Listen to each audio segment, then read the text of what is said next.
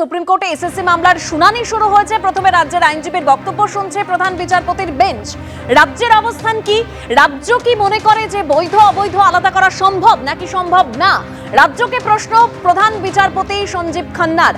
রাজ্য মনে করে যে বৈধ অবৈধ আলাদা করা সম্ভব। সিবিআই এ নিয়ে একাধিক রিপোর্ট দিয়েছে। অর্থাৎ বিচারপতি সঞ্জীব খান্না রাজ্যের কাছে যে প্রশ্ন করেছিলেন যে এক্ষেত্রে কি মনে করে রাজ্য যে বৈধ অবৈধের তালিকা করা সম্ভব নাকি সম্ভব না, সেক্ষেত্রে রাজ্যের তরফে জানিয়ে দেওয়া হলো যে রাজ্য মনে করে যে বৈধ অবৈধ আলাদা করা সম্ভব। সিবিআই এ নিয়ে একাধিক রিপোর্ট দিয়েছে। কারা বৈধ কারা অবৈধ এই বিভাজন করা সম্ভব কিনা দেখা হবে, এর আগে জানিয়েছিলেন প্রধান বিচারপতি সঞ্জীব খান্না। সুপ্রিম কোর্টে এসএসসি মামলার শুনানি চলছে এবং প্রথমে রাজ্যের আইনজীবীর বক্তব্য শুনছেন প্রধান বিচারপতির বেঞ্চ। সেখানে মাননীয় প্রধান বিচারপতি সঞ্জীব খান্না রাজ্যের কাছে জানতে চেয়েছেন যে রাজ্যের অবস্থান কি, রাজ্য কি মনে করে যে বৈধ অবৈধ আলাদা করা সম্ভব নাকি সম্ভব না। সেখানে রাজ্যের তরফ থেকে জানিয়ে দেওয়া হয় যে রাজ্য মনে করে যে বৈধ অবৈধ আলাদা করা সম্ভব। সিবিআই এ নিয়ে একাধিক রিপোর্ট দিয়েছে। আর এর আগে আমরা জানি যে এর আগে প্রধান বিচারপতি সঞ্জীব খান্না তিনি জানতে চেয়েছিলেন বা জানিয়েছিলেন যে কারা বৈধ কারা অবৈধ এই বিভাজন করা সম্ভব কিনা, তা আজকের এই শুনানিতে দেখা হবে।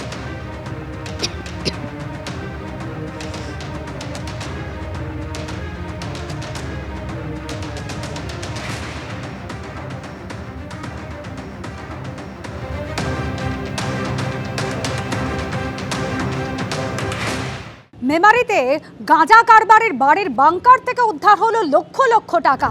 ছাগল রাখার যে জায়গা সেখানেই তৈরি হয়েছিল বাংকার এবং সেখান থেকে সব মিলে 42 লক্ষ টাকা উদ্ধার।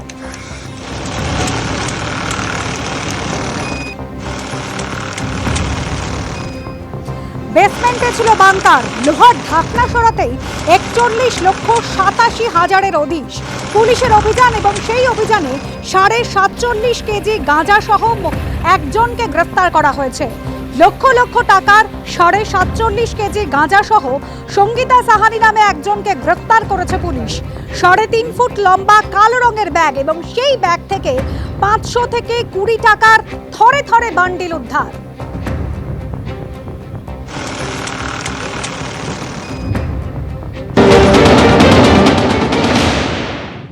আজকে দুপুরবেলা নাগাদ আমাদের মেমরি পুলিশের একটা টিম এবং SOG team, district SOG team, ওদের ম্যানুয়াল এবং টেকনিক্যাল কিছু ইনপুটস এবং সোর্সের মাধ্যমে 1 নম্বর ওয়ার্ড মেমরি মিউনিসিপ্যালিটির ক্রিস্টি পাড়া, সেখানে একটা বাড়িতে আমরা রেড করি এবং সেই বাড়িতে হিউজ পরিমাণ প্রায় 47 কিলো মতো ক্যানাবিস গাঁজা আমাদের ওখান থেকে পাওয়া যায় এবং হিউজ পরিমাণ ক্যাশ পাওয়া যায়, প্রায় 41 লাখ টাকা। সঙ্গীতা সাহানি যার এক্সক্লুসিভ পজিশন থেকে এই পুরো গাঁজাটা আমরা পাই এবং সেখানে বেশ কিছু ওরা ছোট কিছু পুড়িয়া ছিল, কিছু বড় পুড়িয়া ছিল এবং কিছু 1 কিলোর প্যাকেট করা ছিল।